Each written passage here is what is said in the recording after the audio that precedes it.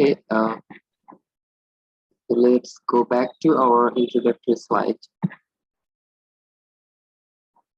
Mm, Talking about my publication of the book. So in the sixth semester, I offer a course on cellular communication, and I use this book as the main textbook uh, in that course.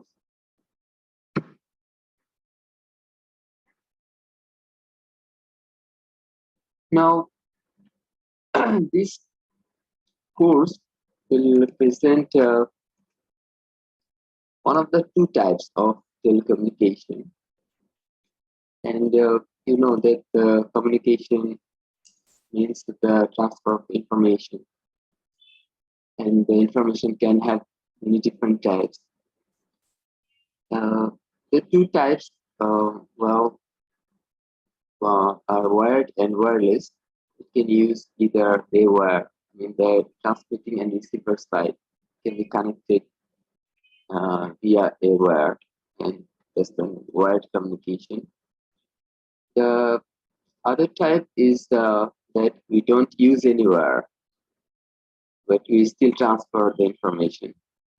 So that's then that can, I mean, I oftentimes call it weird communication. Okay, the first step is wired, and this step is weird. We don't use anything to connect. Uh, so, but it is still works, and so that's wireless communication. So we'll be covering the second part. However, uh, we will try to have an overall idea of the wireless communication, and so that will sometimes incorporate some idea about the word communication too, uh, just to have a better idea about, I mean, holistic idea. We will have to uh, talk about it. For example, sometimes we have to compare uh, this, or we have to discuss the, I mean, wireless communication, comparing it to its counterpart. Okay. What the benefits or the challenges are there we have in wireless communication. So when you compare it with the counterpart, then you have a better idea of this option. If you have two different options, you may have to even select one of the two, which may better suit to your particular case. So we have to say a little bit about the first step, on and off. Now, for wireless communication, the signal that you use for the transfer of information, the transmitter will send a signal, the receiver will catch. And this signal can have a range of 3 kilohertz to all the way 300 gigahertz. However, practically it is up to 100 gigahertz. Okay. So theoretically, it is 3 kilohertz to 300 kilohertz. And the wireless uh, term has a synonym like radio. So these are also called radio frequencies, or RF. So RF frequencies, RF or radio frequencies, mean a range of 3 kilohertz to 300 gigahertz. 300. I didn't write it here, but you may note down that the RF, when you say RF, it means radio frequencies. It actually means a range of frequencies from 3 kilohertz all the way to 300 gigahertz. But just keep in mind that the practical frequencies are not higher than 100 gigahertz. They are all in the research lab, okay, or in some delicate cases, not in commercial use. And mostly it is the frequencies also lie within several tens of gigahertz. If you talk about most of our cellular commercial cellular deployments, then it's within uh, 3, 4, or 5 gigahertz, not even higher than 5 gigahertz. The cellular communication, not even higher than 3 gigahertz. Some Wi-Fi applications use up to 5 gigahertz. But as you increase the frequency, you have higher challenge. So the frequencies are usually on the lower end. As the textbook, we are referring to this book as of now, Wireless Communications, Discipline Practice by Rappaport. It's one of the most popular books, but you know what? We'll try to have a good overall idea. So we'll have to touch upon many different things. And these things are not well covered in any single book or in any single source. So there will be in most cases you'll have to rely on the lecture notes and my discussion. Okay. I'm sorry, but we cannot use one or two books as the good reference for the whole course. The lecture materials and books will be shared in Google Drive.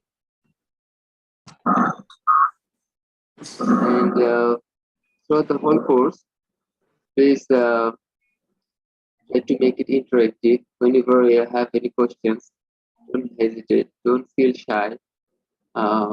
Just thinking that what others might be thinking about you. If you have something unclear, just raise it in the class. Okay? That may really help others. There may be other people also who are not understanding the same thing. I don't guarantee that I'll be able to answer each and every question, but if I fail, then I just further check on it and come back with the answer on the next day. Here's my contact information. You can contact me anytime. Again, I don't guarantee that I will answer. I'll be picking up your call. Okay. A lot of times I miss the call, but you can try to reach me anytime, whenever you need. Okay? It doesn't have to be our regular office period or daytime or whatever. If you need any assistance, you can contact me anytime. If I miss your call, I'll call you back. The same number I also use for WhatsApp. Okay. Now, that's all the introductory speech from my end. Let me hear from you guys. Well, what do you think about this course? First of all, let me know why you have, it's an optional course. For the first time in this semester, you have the option to select some courses. So let me ask you why you have selected this course. You are then absent-minded, or while you are selecting, what is the reason? By mistake you have chosen this course, or how have you ended up with selecting this course or coming up here in this class? No, sir, we didn't mistakenly ended up. Sir, did we do a mistake, sir? No. No, that's my query. Sir, we don't know, sir. Yes, Sir, yes. we took it, sir, because, sir, it was given to us, sir. Like, we read the stuffs that were given in that outline. I don't Little think And those stuffs anybody should be gave it to you. Yes, sir. Anybody gave it to you? You opted No, for it. no, no, sir. It's our conscious decision, sir. Oh, really? But sir, now you're asking us that question. It's making us reconsider. Okay. Uh, Yes, sir. then, if it is not by chance or by mistake, then what is the reason? Actually, the course outline, the topics that were supposed to cover seemed interesting. Yes, sir. Seemed interesting. Yes. Uh, Good. Yes, sir. To me also, you know what? I myself don't find, don't feel good uh, studying anything. Okay. I feel I feel like sleeping all day. But the reason I came to this area, okay, that it is say I first selected electrical engineering because it is the least boring thing. I mean, all different areas, electrical engineering is the least boring thing. And then again, within electrical engineering, telecommunication is the least boring thing. And then again, wireless communication, the least boring thing, and the cellular communication, the least boring thing. So, sir, you're telling that it still is boring, but least among the others. Yeah. I mean, to me, everything is boring, okay, Yes, sir. except sleeping all day. Uh, Yes, sir. but I just had to go for the least boring option. Yes, Something I have to choose for my life, right? yes, Okay. But if you want to put it in other words, then you can call it. I mean, it is more interesting than everything else, than all other areas. So, well, and I think most of you will have the same feelings as I have. Okay, after we complete this course, you'll feel that this area is more interesting than everything else. All other fields uh, will be will be more will be less interesting. And also, cellular communication is an interesting aspect within wireless communication. So I think most of you will have the same type of feelings, uh, and we will try to have, as you say, that we'll try to have a uh, overall idea or holistic idea, okay, instead of uh, focusing on uh, going covering something in very good detail. We will try to have a good idea uh, of of the whole technique, okay? And you'll have that will help you have a clear uh, or you'll feel comfortable, okay, with otherwise people are sometimes okay, I mean they know many things very well, but they don't feel comfortable with the whole wireless communication stuff. People don't feel comfortable. But, well, we'll have we'll be covering many different aspects to make you feel comfortable. And although we won't be able to manage time to go to cover something from a very good depth, okay? But whatever depth we can cover will probably give you a clear idea. And if it is not clear, you'll always be allowed to ask me questions. So, until it is clear enough, we'll be talking about it, inshallah. If needed, we'll go deeper. Okay. If you have more queries, we'll go deeper. Okay. But my plan is to cover uh, more number of things. Okay, so you feel more comfortable. This is, I think, just the beginning of your journey in communication area. So if you feel comfortable from the beginning, Okay, then you can go far. Okay, and I need to track your attendance uh, precisely, because from this year we have some obligations at the university to keep record of everything.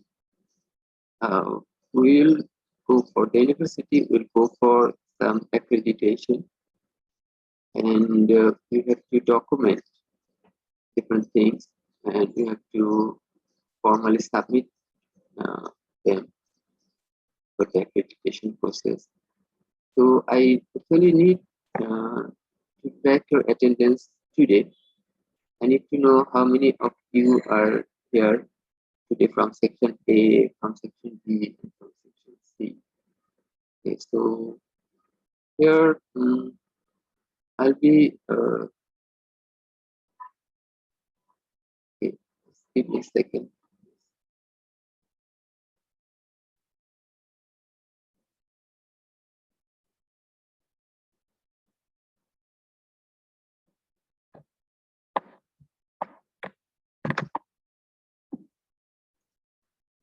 Well, but meanwhile, please tell me what you are thinking about this course, or what you feel.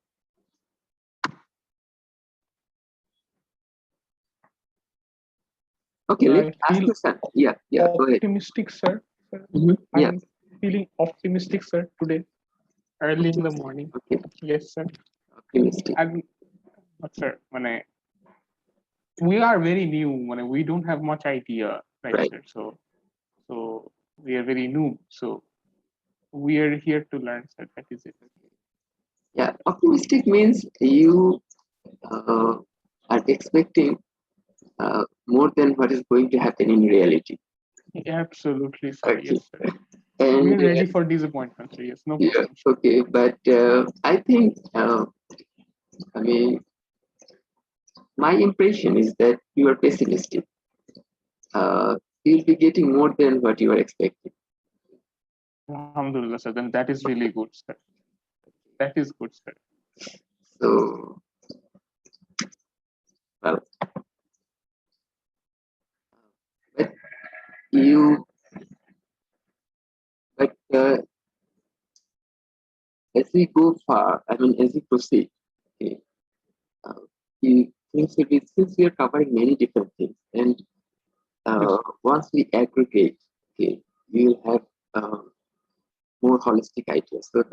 So your concept will be developing throughout the course. So as we approach the end, or as we go towards the end, you'll have better and better idea. So until you complete the whole course, uh, I think you don't have a good impression about what we are going to really deliver here. Okay. So I'm telling this to you because on this first day, it maybe it is better to raise this issue. It's because the cellular communication course is is a subset of wireless communication. I mean, wireless communication includes all different types of communication that you use when you have the transmitter and the receiver, okay, uh, connected without any wire. So cellular communication is just an example of wireless communication. So it's a subset of wireless communication. So after you complete this wireless communication course, most students uh, prefer taking the cellular communication course. That is also an optional course. Most students want to take that course. But when we are halfway through this course, they don't have enough impression. Okay. So many students uh, have, choose some, think that other course may be a better option for them for the sixth semester. And the authority collects the choice in the middle of this course, middle of this semester. not at the end. So at the middle, or when you are halfway through the course, many students, that's happening every year. Many students, they think that, well, the other, I don't know what the counterpart is for cellular communication, but many students uh, choose the other subject. But when you complete the course, these students have a strong feeling that they should take cellular communication. But the present authority doesn't allow this change of option. And they become crazy. These students become crazy. They just start fighting. That's happening in the, since we started this cellular communication course, it is happening every year. Many students at the end of the course start fighting with the authority. The authority doesn't want to allow any change. They just go crazy. They anyway, desperately they want to take the course.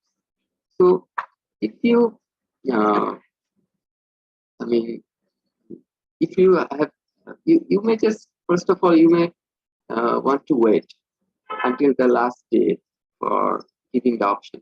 Okay? Or you may try to have a better idea what you might going to have in this course. Okay? But from my end, I'm also helpless because I have to cover a few things early and few things later. Yes, I have to proceed in a particular way. So you'll get a good idea. We cannot get a good idea until we get to the end. Anyway, let me ask you something. Let me test you with a question. You know that people sometimes do modulation of the information signal before transmission. The transmitter in the communication setup, we transmit the information in the form of signal from the receiving end, we catch it. Now, before the transmission, the original information may be modulated. So, can you tell me what the purpose of modulation is? Why do you do the modulation? What if you directly transmitted the information? Yeah, please. Go ahead. Can I answer, sir? Yeah, sure.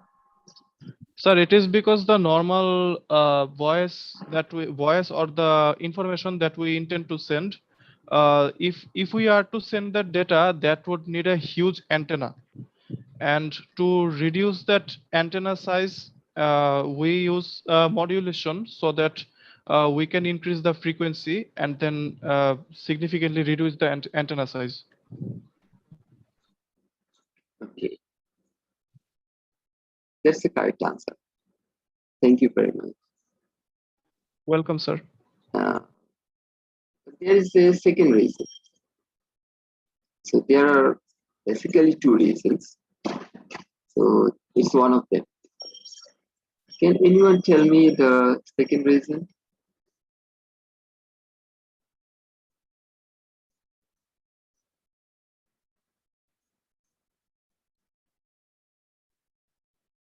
Both reasons are equally important.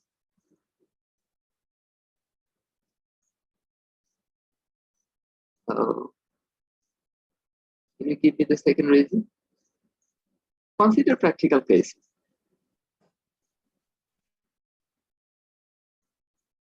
Sir, I slightly got Yeah. disconnected. Can you?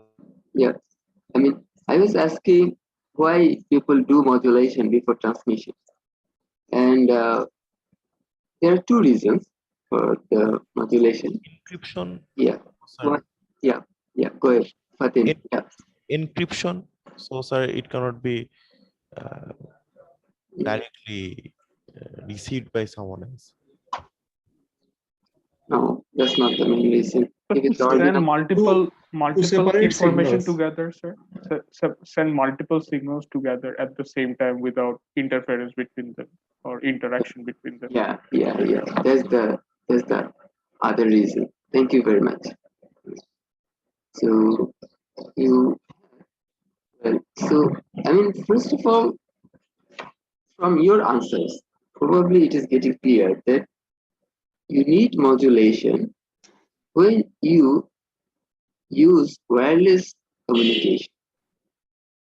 I mean, in general, you need it in the case of wireless communication. Because the first answer was the use of antenna. And you use antenna for wireless purpose. For wireless communication, you have a transmitting antenna and a receiving antenna. And that antenna dimension will go down as you increase the frequency.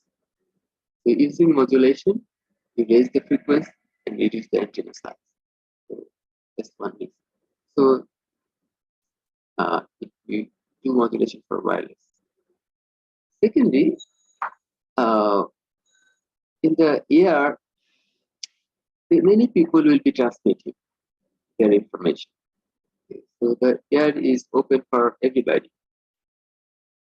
So all people have information, and the original information frequency range is pretty much the same for everybody, whether it is voice or video or text or whatever. So if all start transmitting together, then they all will be interfering with each other. So using modulation, you put them at different frequencies. Modulation is just translating the frequency. And so you change the frequency to a higher level, and that new level will be different for different people who are using the same air space. So that's how our, say, the FM radio channels or say TV channels. Okay. So they are many channels are coexisting, and they are transmitting at different frequencies. So they are all modulating at different frequencies. Very good. The reason I ask this question is that there is a myth. Some people think that we need the modulation because we need to send the signal far. And to send the signal far, higher frequencies are required. If we use low frequencies, the original information is usually at the lower range. So if you use these low frequencies for transmission, the signal will shortly die out. It cannot go far. So we need to increase the frequencies, and then the signal can go far. Sometimes people also give an example that if you use some small thing, then that can throw it. It doesn't go far. But if you take a large thing and then throw, then it can go far. Okay. Well, it's all myth. Okay, even the example is myth. Okay, try throwing small and large things. Okay, the small thing will go further. Okay. And also, as you raise the frequencies, the signal dies out at a shorter distance. Okay, the signal dies out at a shorter distance when you increase the frequency. So it is the other way around. But The sir, lower frequencies are good for covering larger area. Yes, go ahead, please. I mean, from common sense, actually, what I think actually the signals with higher frequencies holding much more power, and the lower frequencies holding lesser power. So why actually the higher frequencies dies out faster than the lower frequencies? I mean, it's quite contradictory with my, natural sense. Can you explain actually why the higher frequency dies out faster? Sure, sure. Well, see, let's go back to your first course with electrical engineering.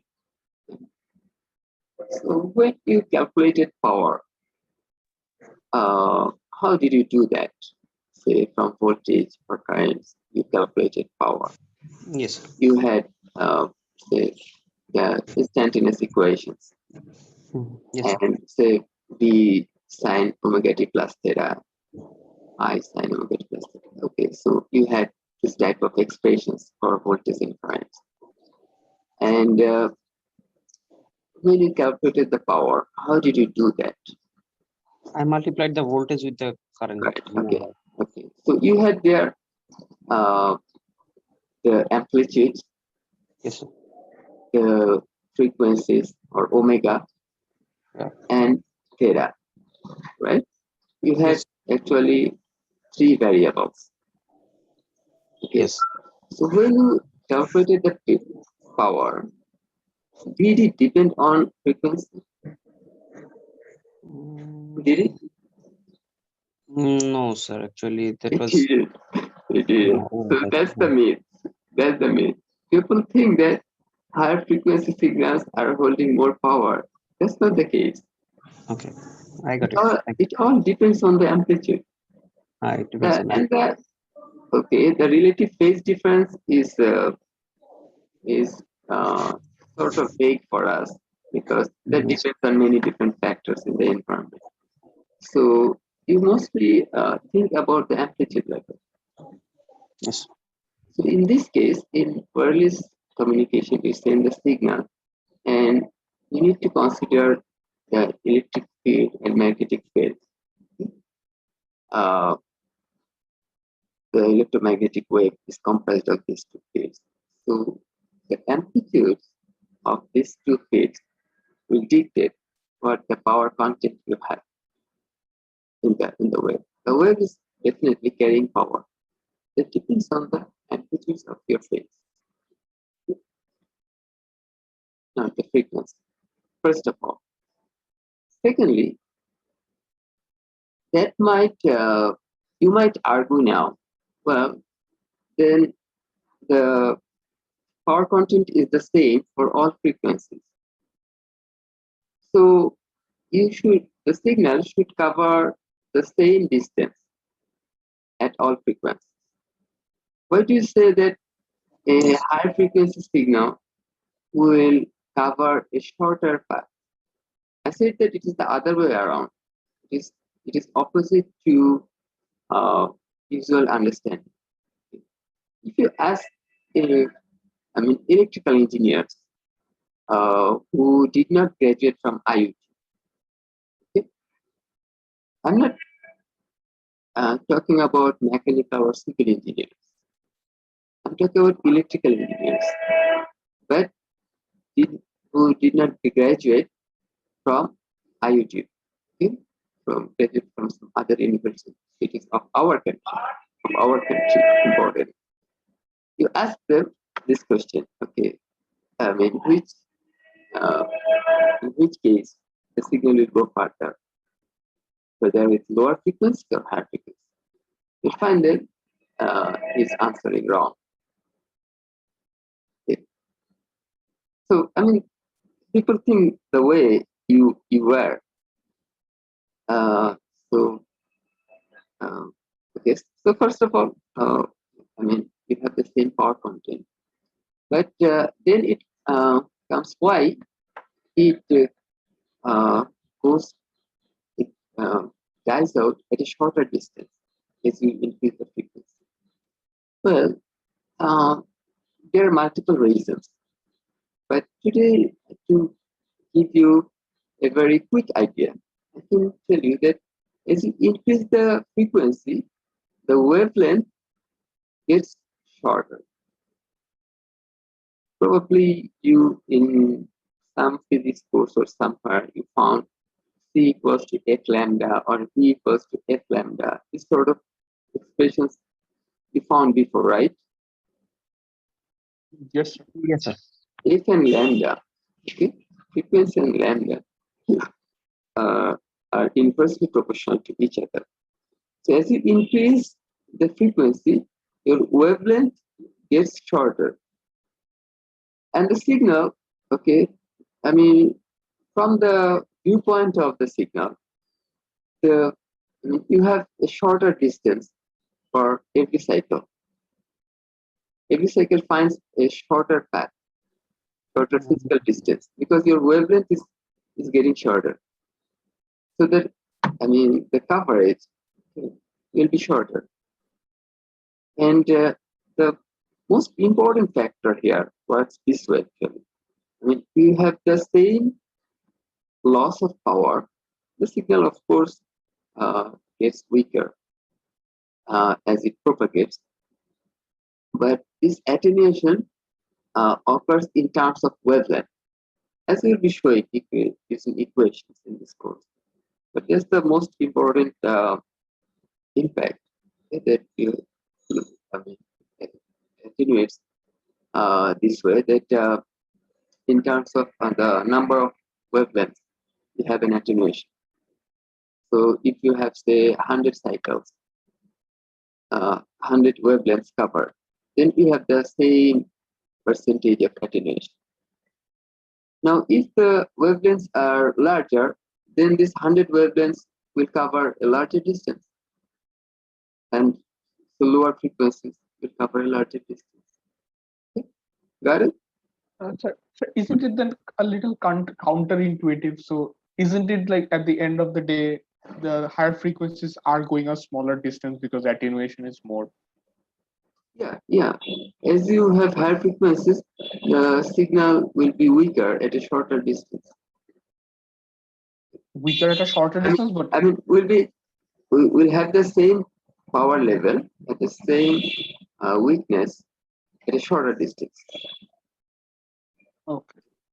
Lower frequency is when you transmit with the same transmit power. Yes.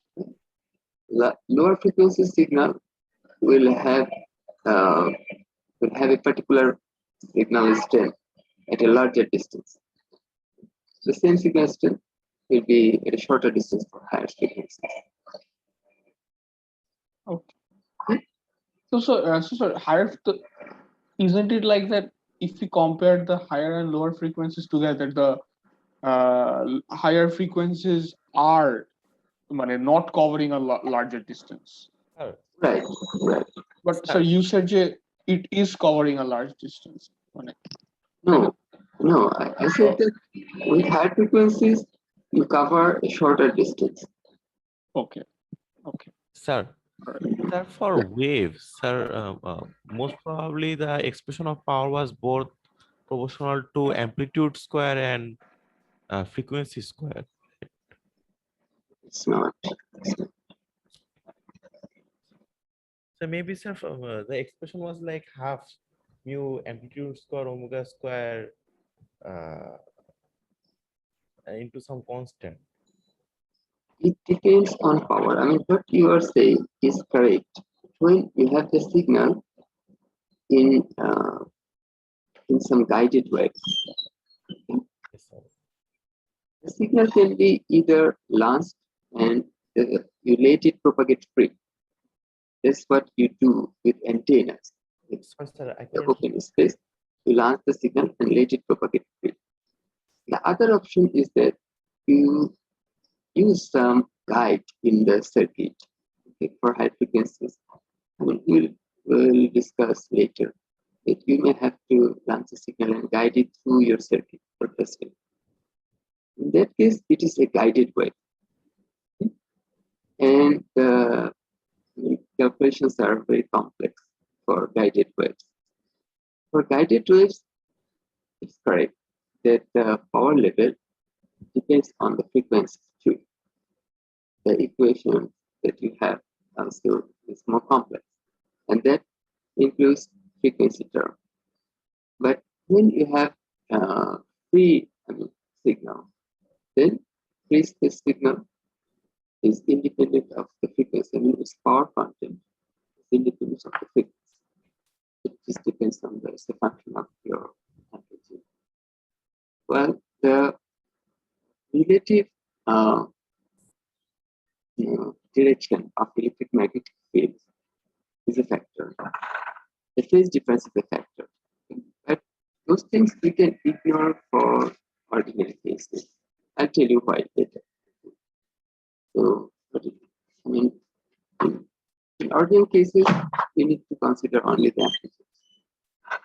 Although in the equations you have the angles too, but not the frequency. You don't have the frequency at all in the power expression. I mean, just like you're pretty much like what you had in the electrical engineering course. When you calculated power, you didn't have frequency term, but you just didn't notice it.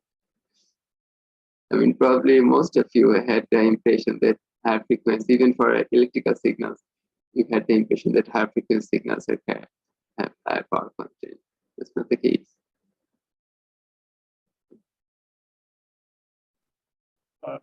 The conclusion from this discussion here is that larger transmission frequencies can only transmit for a smaller distance, and the lower transmission frequencies are used for higher distance transmission. Sir, is In that fact, for I mean, like 5 gigahertz band in routers? We cannot use it at a long distance, right? But sir, yeah, I mean, gigahertz, the Wi-Fi routers use either 5 gigahertz range or 2.4 gigahertz range. 2.4 frequencies will be covering larger area. yes, sir. Compared to 5. Okay. Now, actually, you know what? I had our first lecture up ready. I mean, I wanted to discuss it today. That was about wired communication. The reason is that we have to have a good idea of how, I mean, idea about selection. Okay, when you should go for wired, when you should go for wireless. So one lecture I will be using for wired connection.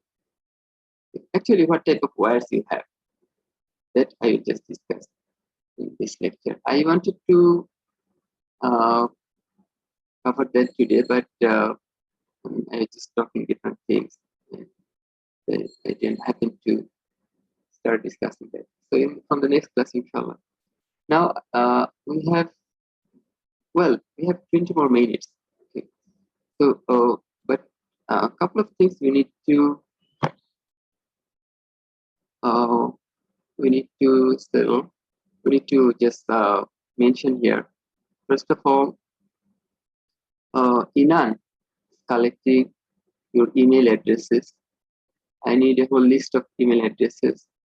So I can create a Google Classroom for you. We'll be using Google Classroom for our notices and announcements and for tests, all kind of tests, class test or midterm final or assignments. For all of them, we'll be using Google Classroom. And the lecture materials, all lectures will be available in PDF, and also our recorded video lectures. They all will be shared in a Google Drive folder. So once we get your email addresses. Okay, sir, I will be providing you by tonight, inshallah. Okay, thank Sir, you. I am taking the response. Okay, thank you very much. So I'm just telling everyone because you guys helped enough. And secondly, it's an obligation this year for us to track your attendance beside every class. So I have to find out you know what? I don't feel like calling everybody in the beginning. I feel like an elementary school. But I need to find out a good way to do that. Actually, there's a list of participants I can see here. And I think that will be there even after the class. Hopefully. Sir, BDRAN gives you a list of the participants after the meeting. So, what do you say? You can give me? You're saying that? Sir, I am saying that since you are using an BTN account, Exactly. you will get that participants Right, list after the right, meeting. right. That's what I was also thinking about. I wasn't sure of it. Uh, okay, but hopefully it will be there.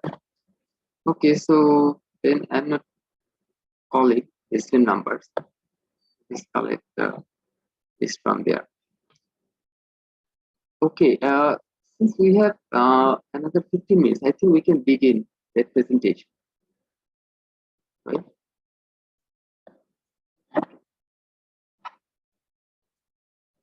If you have any questions, please go ahead.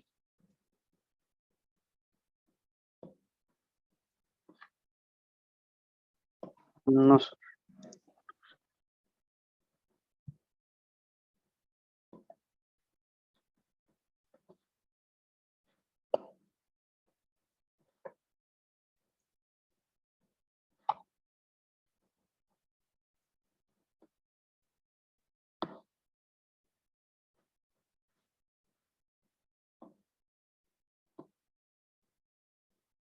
Okay, so the wired communication can use different types of wires or cables. And let's see what they are. There are four major types: twisted pair cable, coaxial cable, or in short, coax, optical fiber, and waveguides. So these are used for communication purpose. Okay. For power lines, ordinarily power transfer, you know what kind of wires you use. Right? So for communication purpose, you use different types. Why you need a different type? Okay, that will also be little clear.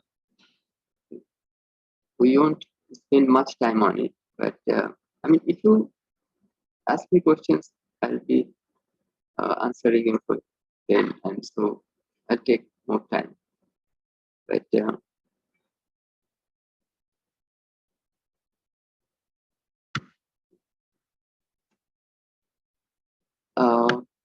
first type, twisted pair cable, uses a pair of insulated wires twisted together. Oh, sorry, I wanted to include a figure here, but I forgot that. Okay, let me show you a figure from here. Okay, you see that these cables are twisted. Okay, actually, I wanted to include another figure, really showing more twisting. Anyway, here also we can see that there are there are four pairs, but each pair is twisted on its way. So it's a twisted pair. The whole cable can have multiple pairs. Okay? And in different places, you have seen the old uh, telephone cables, but you haven't seen them.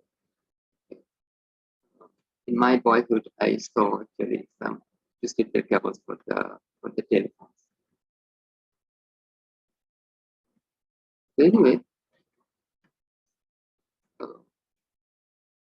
these twisted pair cables have two categories: unshielded and shielded. So then they are called UTP or STP. The first type, UTP, is widely used, and the Ethernet cables that we have, all of you are familiar with, are mostly the UTP type of cables, what we call in general Ethernet cables, because the protocol that you use when you connect using these cables is Ethernet.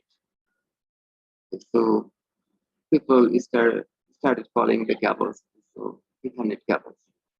So the actual name of the cable is UTP. The protocol means how the computers will be communicating with each other. So you need a protocol there. So that protocol is specified by IEEE.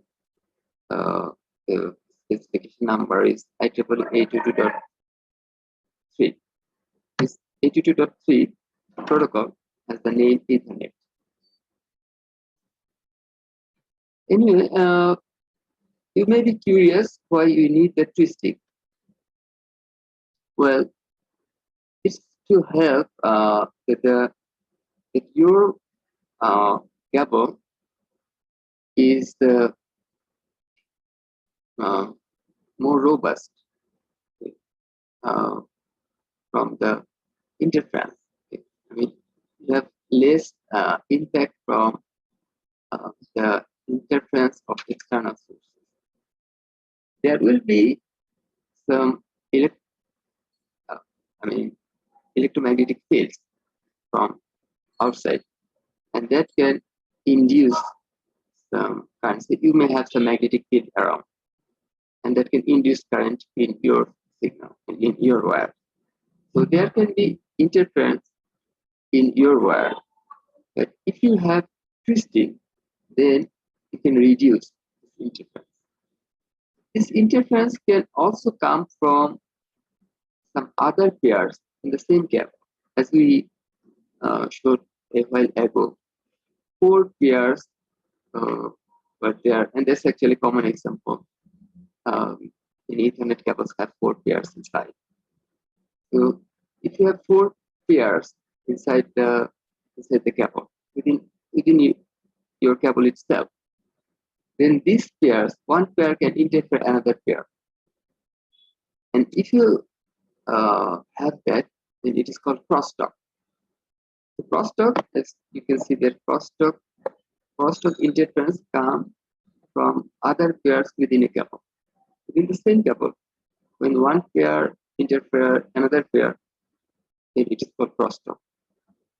And when you have interference from another cable, because every current carrying conductor has fields around. So, there is magnetic field around current, right? Also, a voltage different means you have some electric field. So anyway, the fields of one cable can induce another cable or interfere another cable. So you can have some changes in the current in another cable, and that is called interference. Now, let me show you how the twisting helps. For example, some field is coming this way. This from external source. Some fields are coming this way, and because of this field effect, the closer one, now we have straight wires. We haven't twisted. So 2 wires we have, and there is no twisting. So the upper cable is closer to the source of the interference, to the source of the electromagnetic waves. Source of the electromagnetic wave. So the upper cable gets some higher voltages inside, induced. So see, on every segment, we have 1 millivolts induced because of this interference. Because of this interference arriving, we have 1 millivolts induced here, 1 millivolts induced here, 1 millivolts induced here. So in total, on the upper cable, we have 6 millivolts induced between the left and the right corners. Okay. Now, in the lower cable, okay, in reality, things don't work exactly the same way, but it's a good way to explain. In the lower cable, which is further away from that source, you have lower voltages induced. So you have 0.5 millivolts induced in every segment. So between the left and the right corner, you have 3 millivolts induced. Now, if you compare the voltage difference here, which is most important, okay, how much voltage difference you have induced between your wires. Okay? That is just the actually important thing. And you have a 3 millivolts difference induced, because you had here 3 and for lower one, and for the upper one it was 6. So between upper and lower one you have 3 millivolts difference. Okay. Now if you can you follow me? Can you guys follow? Yes, Yes, sir. yes. Okay. So Now one more thing. if I twist, yeah. Just to be clear, actually, the interference you're actually talking about changing magnetic field, which actually cuts the wire and induces voltage. Is that something so? Well, for now, you think about electric field. Okay. Okay. I mean, both electric and magnetic fields can induce. Okay. For now, think about electric fields. Okay, sir. And these are, I say, just crude examples. Okay, just for the purpose of explanation. Now, if we twist, then you see the closer one is not fixed. You're twisting. So the red one, the blue one is getting 1 millivolts here, and then the blue one is getting 0.5 millivolts. Again 1 millivolts, 0.5 millivolts. Okay, 1 millivolts, 0.5 millivolts. So the blue one is getting 4.5 millivolts between the two corners, left and right corner. The same will be the voltage difference for the red one, 0.51, 0.51, 4.5. So between the two sides, we have no voltage difference. So you don't feel that there is an interference from outside. If between your two sides, no voltage difference is created from the external fields.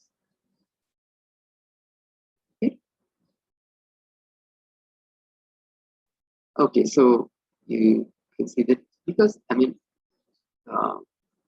with twisting, you change the location. So it will be closer or further from other source, but you change the position. Okay. So you alternate the positions of the two cables, and so they are equally affected.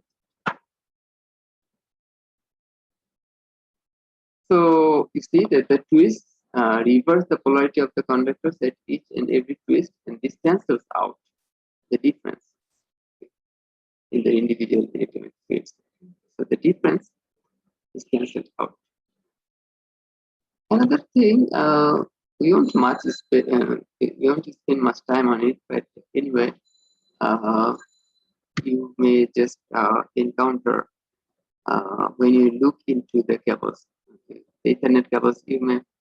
There are some devices to cut and to connect RJ45 for Ethernet cables. You may have to do that sometimes. So you'll find that different wires have different twist rates, with different pairs have different twisted. So let me just give you the reason. But anyway, we'll try to go faster. Different twisters are, some pairs will have more twists per inches compared to others. This is because this is to reduce crosstalk. Okay. Each of them are generating some fields. So when you create some harmony, okay, then there is more chances of crosstalk. If they have different rates, then you avoid an harmony. Use different rates, then the crosstalk, okay, the impact from one on the other will be reduced. When you have, because the the interference coming from outside, okay, is not what you're using for your own twisters. I mean, they are not coming in the same way. So you can find it, say, in our example, the interference was coming in an uniform way compared to our twist. So, but Yes. if you also have the same kind of changes on the source end, then the interference can also have, I mean, you have different segments. Okay. The interference will also have different segments. I mean, will also be having differences in the, you are canceling out the differences. Let's go back to,